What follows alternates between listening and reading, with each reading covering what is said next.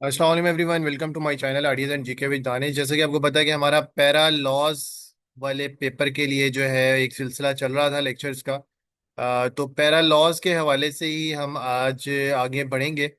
और आज जो हम डोमेन करने जा रहे हैं वो डोमेन है, हम पहले legal maxim and statutory interpretation के दो वीडियोस अपलोड कर चुके हैं, और वो वीडियोस अगर आपने अभी तक नहीं देखी तो उनका लिंक आपको इसी वीडियो के डिस्क्रिप्शन में मिल जाएगा। तो काइंडली उसको देख लें। और अब जो अगला जो दूसरा पोर्शन है उसकी वो वाला भी कंटिन्यू चलता रहेगा, legal maxim and statutory interpretation का। अब पैरा के लॉज के पेपर में एक इम्पॉर्टेंट एरिया है जो है जी फेयरनेस एंड राइट्स से रिलेटेड, ठीक है। तो इस हवाले से भी एक वीडियो आज मैंने कहा कि ज़रा रिकॉर्ड कर दें ताकि स्टूडेंट्स का भला हो जाए। और स्टूडेंट जो तैयारी कर रहे हैं तो वो इसको तैयार कर लें सही तरीके से, ठीक है। तो अब फेयरनेस एंड राइट्स का जहाँ तक ताल्लुक है तो उसमें सबसे पहले जो पॉइंट है वो ये है कि पाकिस्तान का कॉन्स्टिट्यूशन का आर्टिकल 8 इस बात का बताता है कि अगर कोई भी लॉ इनकॉन्सिस्टेंट विद होगा फंडामेंटल राइट्स, तो वो जो है वो नल एंड वाइड करार दिया जाएगा। 1973 के कॉन्स्टिट्यूशन का आर्टिकल 8, ठीक है, ये प्रोहिबिट करता है कि कोई भी लॉ अगर वो इनकॉन्सिस्टेंट होगा विद फंडामेंटल राइट्स। मैं आपको ये इसलिए बोलता हूँ, जब भी आप लोग ये वीडियो देख रहे हो तो काइंडली पेन पेंसिल साथ लिख लिया करें, रख लिया करें, ताकि जो भी चीज़ें हैं आप साथ साथ ऑन स्पॉट लिखते रहें। वैसे तो ये लेक्चर अपलोडेड होगा लेकिन फिर भी टाइम सेव करना चाहिए बंदे को। तो उसके बाद आर्टिकल 9 जो है of the constitution of Pakistan, article 9 of the constitution of Pakistan जो है वो बात करता है लाइफ एंड लिबर्टी की, ठीक है। लाइफ एंड लिबर्टी की बात करता है article 9 of the constitution of Pakistan. तो आर्टिकल 8 जो है बात करता है कि फंडामेंटल राइट्स के अगेंस्ट कोई भी चीज आएगी, ठीक है, फंडामेंटल राइट्स के अगेंस्ट कुछ भी होगा तो वो जो है नल एंड वॉइड करार दे दिया जाएगा। बाकी जब आपके फंडामेंटल राइट्स या फेयरनेस की बात आती है तो आईने पाकिस्तान का एक आर्टिकल जो बड़ा एक इम्पॉर्टेंट है, उसके ऊपर एक सेपरेट वीडियो मेरी पूरी की पूरी हाई कोर्ट्स की जो जुरिस्डिक्शंस होती हैं, रिट जुरिस्डिक्शन होती हैं, उस पे एक सेपरेट वीडियो मेरी पूरी जो है वो आपको मिल जाएगी on my YouTube channel writ jurisdiction. वो मैं उसका लिंक भी आपको इसी वीडियो की अपेंडिक्स में डिस्क्रिप्शन में भेज दूंगा। आर्टिकल 199 जो है ये बेसिकली फंडामेंटल राइट्स की इन्फोर्समेंट का आर्टिकल है। फंडामेंटल राइट्स किस तरह से इन्फोर्स किए जाते हैं पाकिस्तान में, हाई कोर्ट्स की क्या रिस्पॉन्सिबिलिटी होती है। तो आर्टिकल 199 में basically writ jurisdiction of high court mention है, ठीक है, रिट जुरिस्डिक्शन मेंशन है। तो आर्टिकल 199 ये कहता है सबसे पहले ही एक जो रिट है, रिट का नाम है को वरेंटो।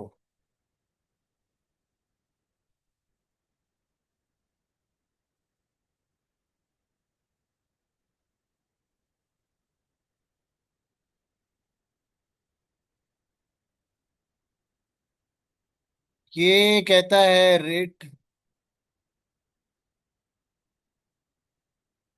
ये रिट का नाम है जो ये बात करता है कि जो क्वेश्चन करता है,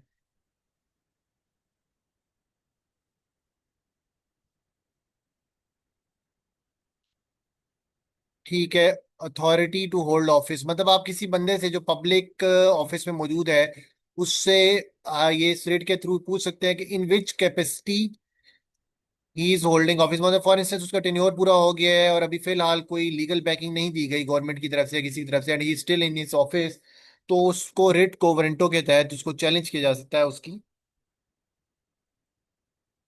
ऑफिस के अंदर मौजूदगी को। उसके बाद दूसरा है सर श्योरारे,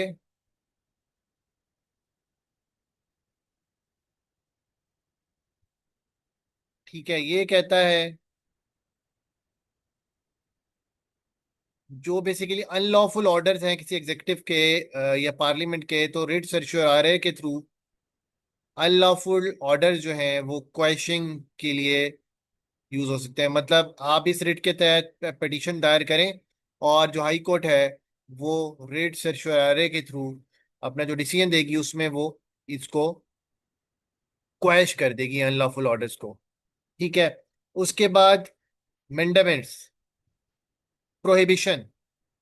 प्रोहिबिशन ये है कि आपका आपने कोई काम किया है जो कि आपने अपने जुरिस्डिक्शन से बियॉन्ड जाके काम किया है। ठीक है।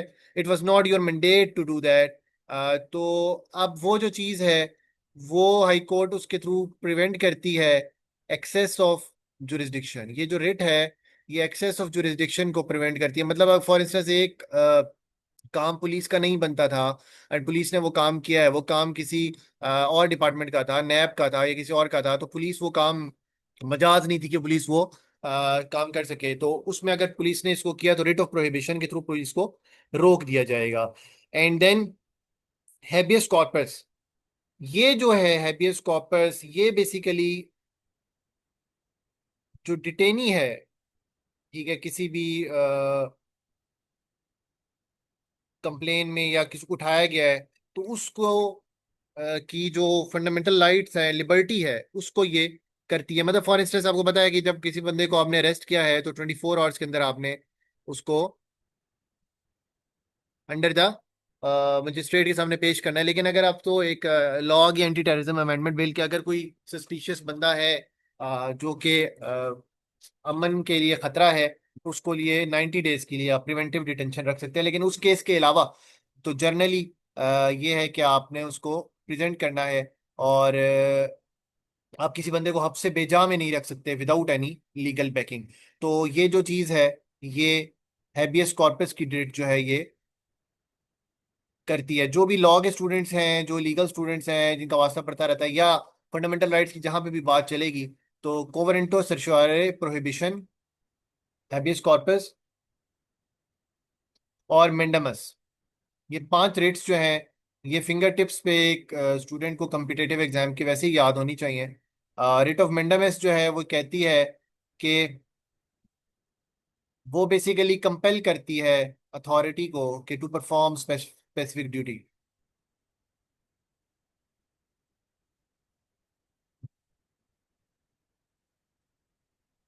Compel authority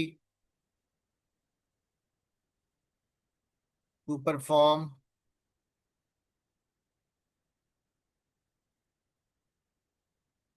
duty.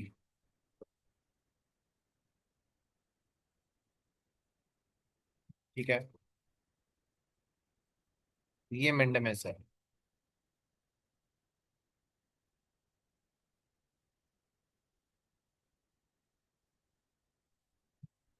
इसके बाद फेयरनेस एंड राइट्स का एक और इम्पोर्टेंट पॉइंट है, वो है जी स्पीकिंग ऑर्डर।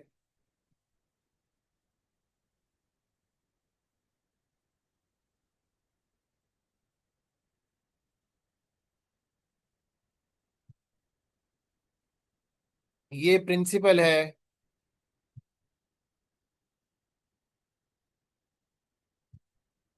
जो कि रिक्वायर करता है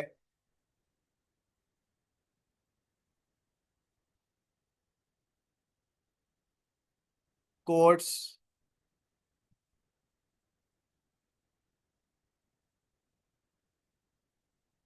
टू गिव रीजन डिसीजन।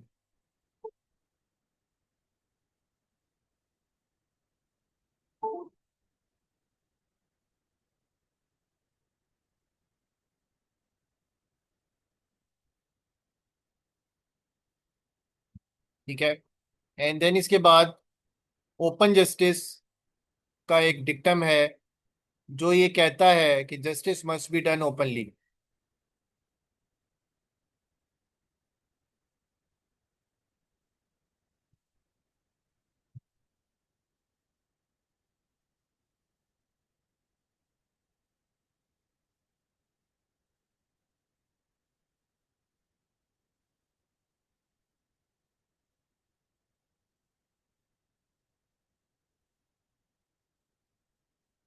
इसके बाद प्रोपोर्शनैलिटी डॉक्ट्राइन है।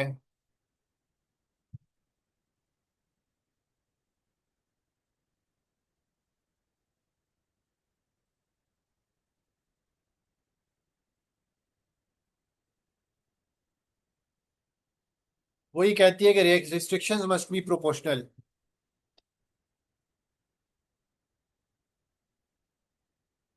प्रोपोर्शनलिटी डॉक्ट्राइन कहती है कि restrictions must be proportional.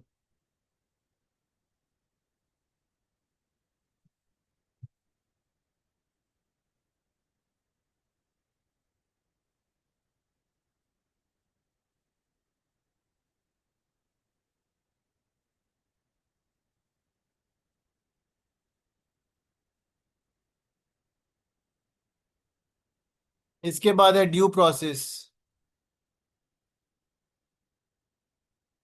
Due process जो है वो कहता है कि ये बेसिकली आर्बिट्रेरी डिटेंशन जो है उसको रोकता है। एवं ही आपने किसी को डिटेन कर लिया तो ये नहीं है, प्रॉपर आपने लॉ का प्रोसेस फॉलो करें, रिमांड लें, और उसके तहत फिर आप अपनी जो भी है कार्रवाई को परसू करें।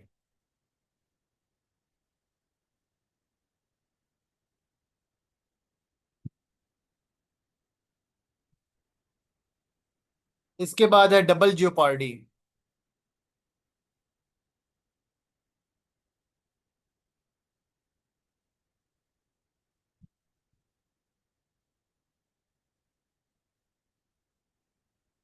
ये कहती है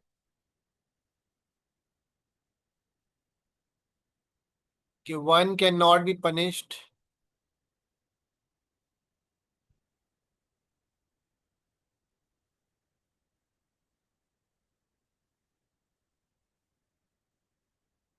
ट्वाइस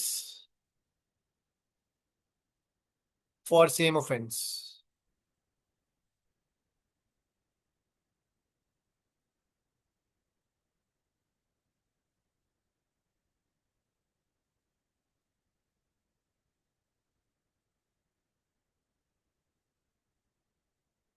इसके बाद नेचुरल जस्टिस है।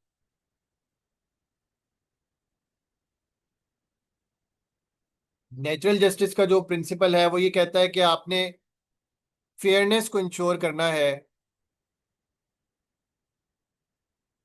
इन एडमिनिस्ट्रेटिव एक्शंस।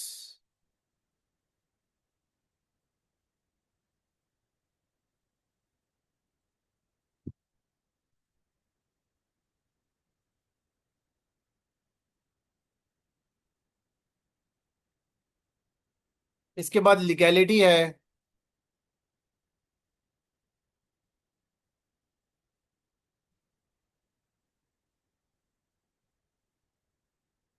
ये प्रिंसिपल है that requires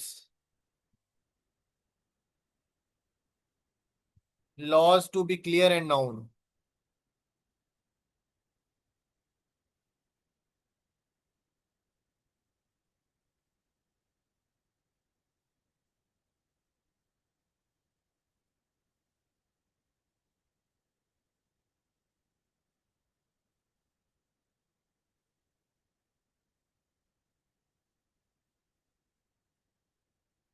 judicial review is the prerogative of apex court. ठीक है। जुडिशियल रिव्यू जो है प्रेरोगेटिव है अपेक्स कोर्ट का, कि वो स्ट्राइक कर सकती है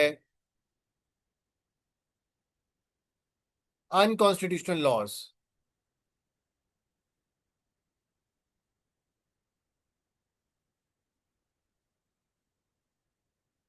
इसको स्ट्राइक करने का ये प्रेरोगेटिव है अपेक्स कोर्ट का। ये क्या है जी? Judicial review.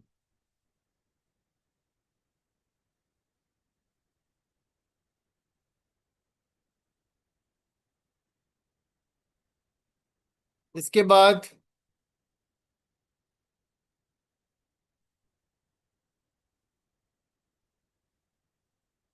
जस्टिसएबिलिटी जो है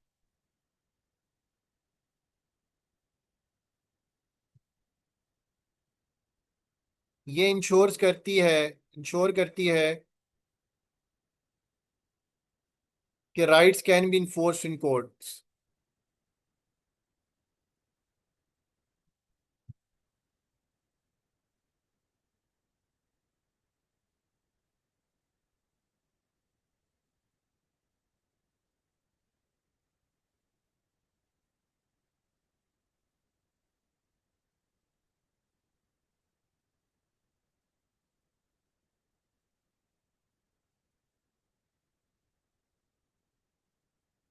इसके बाद है जी स्पीडी ट्रायल।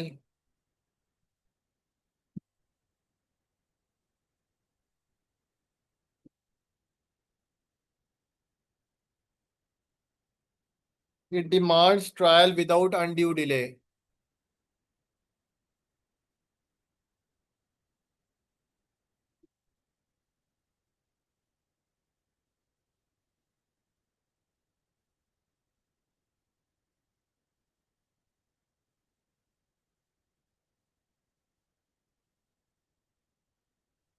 इसके बाद एक बड़ा एक इंपॉर्टेंट आपने वर्ड सुना होगा इन द कोर्ट हियरिंग्स में, किसी को सुनने का इत्तेफाक हुआ हो।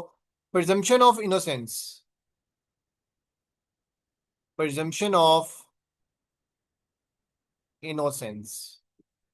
ये कहता है principle ensures innocence until proven guilty.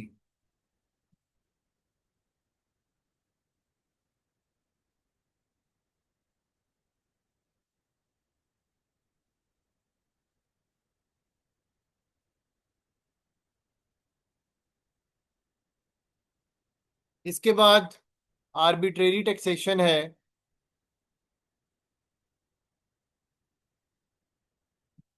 Arbitrary taxation जो है वो कहती है कि नो टैक्सेशन विदाउट रिप्रेजेंटेशन।